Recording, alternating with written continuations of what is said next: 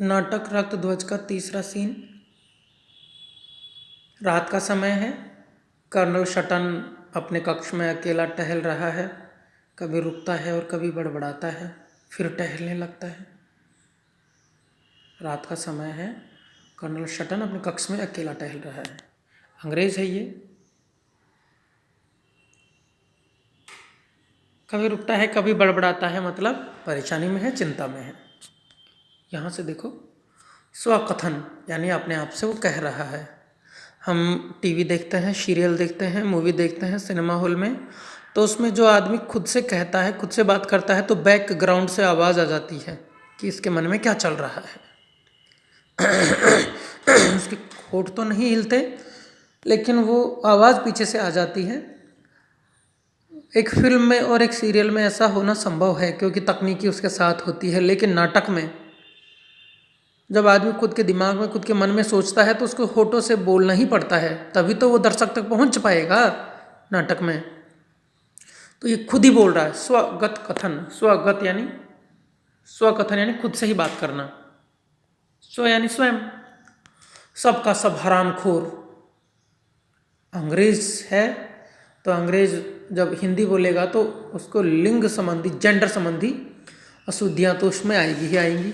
तो देखो, शब का शब हरामखोर, कोई नहीं लौटा, क्या वहाँ मर गया या धरती में समा गया, कोई नहीं आया।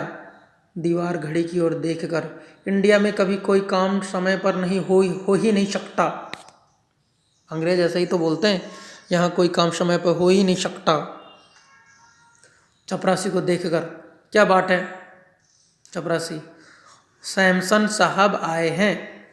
शटन बोलता है, सैमसन? कुछ रुक कर बोलते हैं, जाओ बुला लाओ। शटन को गंभीर देखकर चपरासी खड़ा रह जाता है। तो शटन पूछता है, अब क्या बात है? चपरासी बोलता है, यहीं बुला लाएं साहब। शटन, डैम फूल, इडियट।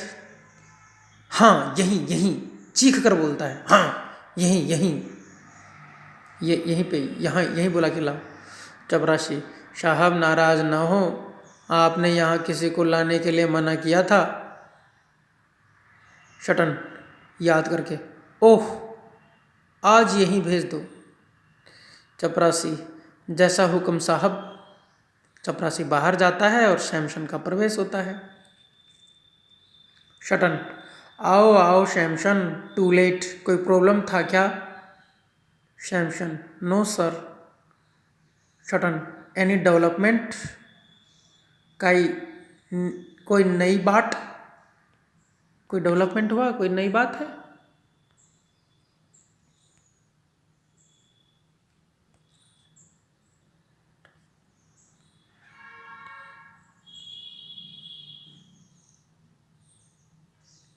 इसको थोड़ा सा नीचे लो।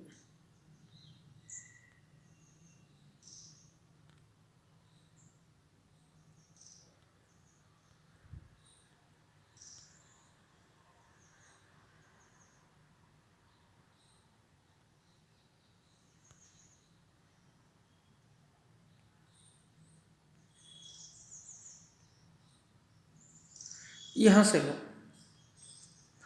चबूतरे पर बीचों बीच दीतिया है, उसके दोनों ओर रुकाशा, पूंजा, भूरिया, सुआन, गणेशा आदि हैं। रात का समय है। दीतिया, इस बार के वार्षिक उत्सव में जबरदस्त भीड़ जुड़ने की संभावना है। ये तीसरा अंक है ना, यहाँ से पढ़ो, फिर जो पहला जो अंक अभी हमने पढ़ा उसको इसमें मिला देंगे। तो चबूतरे के बीचों बीच में दीतिया है, जो कौन है? गमेती है, मुखिया है, सरपंच है। तो दीतिया सरपंच है, उसके दोनों ओर रुकाशा काका जो शुरू में आया था, पूंजा, भूरिया, सुआन, गणेशा आदि भील हैं। रात का समय है। दीतिया, इस बार के वार्षिक उत्सव में जबरदस्त भीड़ जुड़ने की संभावना है। ऐसा कौन बोलता है? सरपंच बोलता है, दीतिया बोलता है। भूरिया बोलता है, गमेती जी यह सब आपकी कृपा है। प्रचार इतना किया कि स्वामी जी के प्रति लोगों में अटूट श्रद्धा भक्ति है। उन्होंने खेड़े खेड़े जाकर जो काम किया, उसी से चारों ओर उनकी सुगंध महक रठी है। ये तो सबके सब किसकी कृपा है, किसकी आशीर्वाद है? गोविंद स्वामी का आशीर्वाद है। खेड़े खेड़े गए हैं, घूमे हैं, उससे ये सब कुछ हो पाया है। पूंजा, कर्नल शटल तो पागल हो गया है। यहाँ का रेजिडेंट है, यहाँ का अधिकारी है, अंग्रेज अधिकारी है, सबसे बड़ा अधिकारी है, एजेंट टू गवर्नर जनरल है, AGG जिसको बोलते हैं। अपने देवली में भी बैठता था एजेंट अंग्रेजों का, जो अजमेर रिपोर्ट करता था देवली छावनी की, अपने सीनियर सेकेंडरी स्कूल में देवली में। इसका अभी भी ऑफिस बना हुआ है जिसमें अपनी सीनियर सेकेंडरी स्कूल चलती है, शहर के बीचों बीच में है। तो देवली में जो एजेंट बैठता था, ऐसा ही एजेंट प्रत्येक राजा के यहाँ पे एजेंट टू गवर्नर जनरल बैठता था और वो राजकाज में हस्तक्षेप भी करते थे। तो देखो यहाँ पे चबूतरे पर बीचों बीच द्वितीया है, उसके चारों ओर कैसा है, ये है। तो यहाँ से देखो आप, कर्नल शटल तो पागल हो गया है, बहुत बड़ा धूर्त है, मक्कार है, उसने रियासतों को अपनी मुट्ठी में कर रखा है, पर स्वामी जी के नाम से डरता है। राजमाता और उनके मंत्रिमंडल को बुरी तरह फटकारता है, वे सब उससे डरते हैं, राजमाता और राजा लोग शटल से डरते हैं, लेकिन वो स्वामी जी से डरता है, गोविंद स्वामी से डरता है। मंचिया जयसिंह की तो उसने नाक में नकेल डाल रखी है, वो तो सारी ऐंठ भूल गया है। जयसिंह जो अंग्रेजों का साथी है, जो गद्दार है, देशद्रोही है। सुंथा रामपुर की रियासत पर तो उसका पूरा अधिकार है, वहां उसने फिरंगियों की स्थिति मजबूत कर दी है। किसने? शटल ने। द्वितीय बोलता है, वह तो सब ठीक है, पर मेरे मन में एक फांस अटकी हुई है, एक बात अटकी हुई है। पूंजा बोलता है, वह क्या? वह बात है कर्नल शटन। तो उससे क्या खतरा है? द्वितीय बोलता है कि वह जरूर कुछ न कुछ अड़ंगा लगाएगा। क्या लगाएगा? क्या अड़ंगा लगाएगा?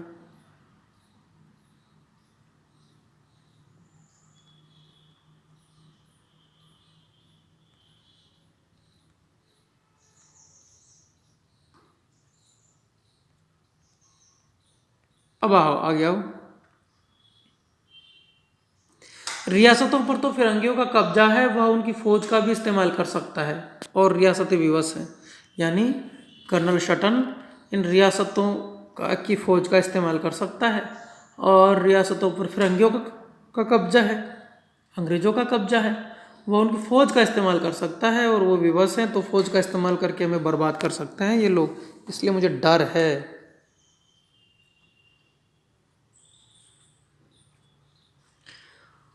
अब उनकी आंख खुली है, किनकी? राजा लोगों की। पहले तो अंग्रेजों को उन्होंने खूब माथे चढ़ा लिया, समझौता शांति कर ली, लेकिन अब उनकी आंख खुली है जब अंग्रेज उनके प्रशासन में हस्तक्षेप करने लगे हैं। तो पूंजा, फिर क्या करना होगा? तुम लोग बताओ कि क्या करें। रुकाशा, दीदिया क्यों पहलियां बुझा रहे हो? जो सोचा है वो कह डालो। सुवान, मुझे भाईडो पास भी जाना है, झापा में आज कोई है भी नहीं, ढोर डंगरों की भी देखभाल करनी है। झापा यानी इनका जो घर है कच्चा झोपड़ी, उसको बोलते हैं झापा। द्वितीया, जैसी सबकी इच्छा, पर ये बातें स्वामी जी पर जाहिर नहीं होनी चाहिए, नहीं तो बंटा ढार हो जाएगा। पहले कुछ कहो तो। द्वितीय बोलता है, रुकाशा काका के सामने ये बातें करना बेकार है, वह ठहरा स्वामी जी का चहेता शिष्य। देखो द्वितीय बहुत समझदार और गांव का मुखिया भी है और दूरदर्शी भी। तो ये बोलता है कि रुकाशा काका के सामने ये बातें करना सब बेकार है, वह ठहरा स्वामी जी का शिष्य। अहिंसा से सब काम संभव नहीं है, कोरी अहिंसा शमशान है, हिंसा का भी अपना महत्व है। बात सही है, देखना इसका परिणाम क्या होगा।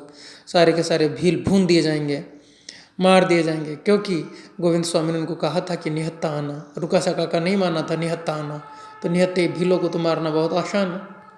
तो जो द्वितीय है ना, जो गवेती, ये तो समझ रहा था कि बिना हथियारों के चलेंगे तो मार दिए जाएंगे, तो ये अंदर ही अंदर प्लान भी बनाता है, लेकिन इसकी चलने नहीं देते। सुवान, रुकाशा काका क्या तुम हमारा साथ देना पसंद करोगे? रुकाशा बोलता है कि पूरी बात सुने बिना मैं कुछ नहीं कह सकता। तो सुनो काका, मानगढ़ पर जुड़ने वाला मेला तब तक सफल नहीं हो सकता जब तक हम सब हथियार लेकर वहां नहीं जाते।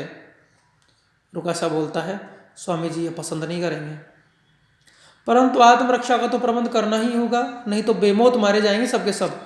ये देखो द्वितीय की लाइन, ये देखो जो इनका मुखिया है उसकी लाइन, कि भैया आत्मरक्षा के हथियार लेके चलो, नहीं तो बेमौत मारे जाएंगे। मेले में चल रहे हैं, लोग इकट्ठे हो रहे हैं, अंग्रेज राजाओं की सेना लेके कभी भी आ सकता है। और फिर क्या होगा? रुकाशा, आए शुभ अशुभ बोल।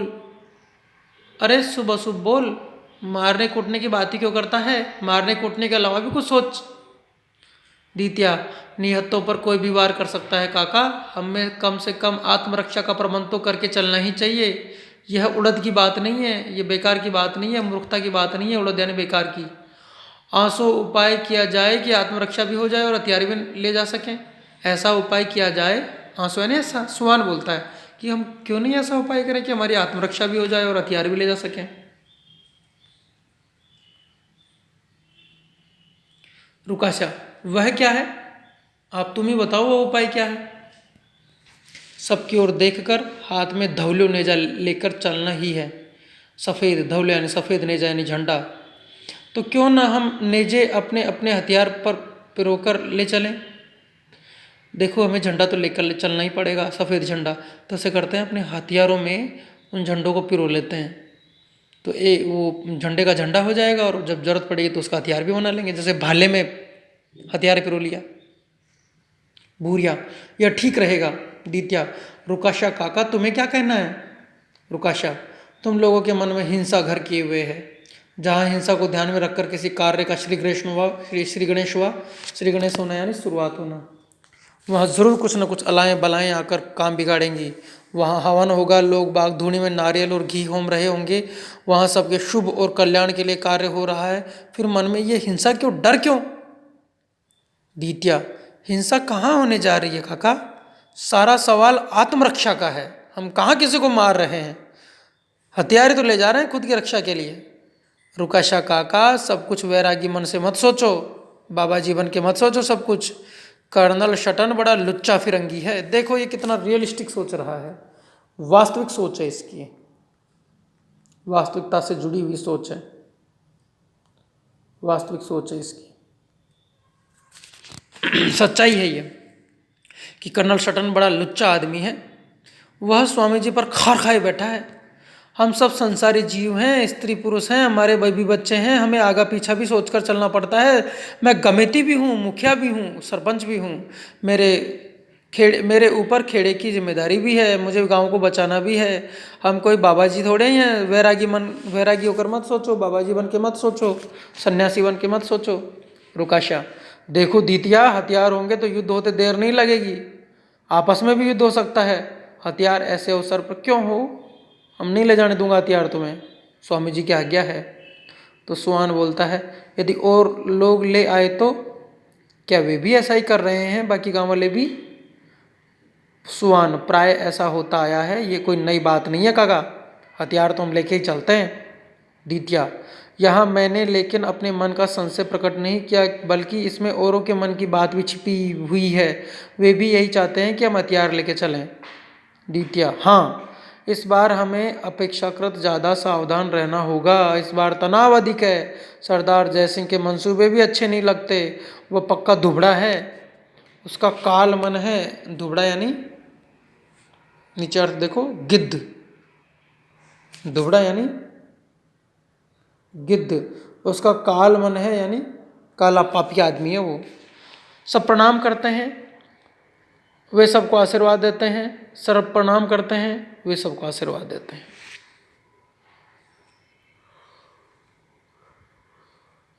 अब देखो गोविंद स्वामी आ गए हैं।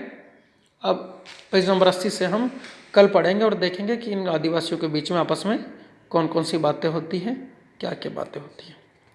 धन्यवाद।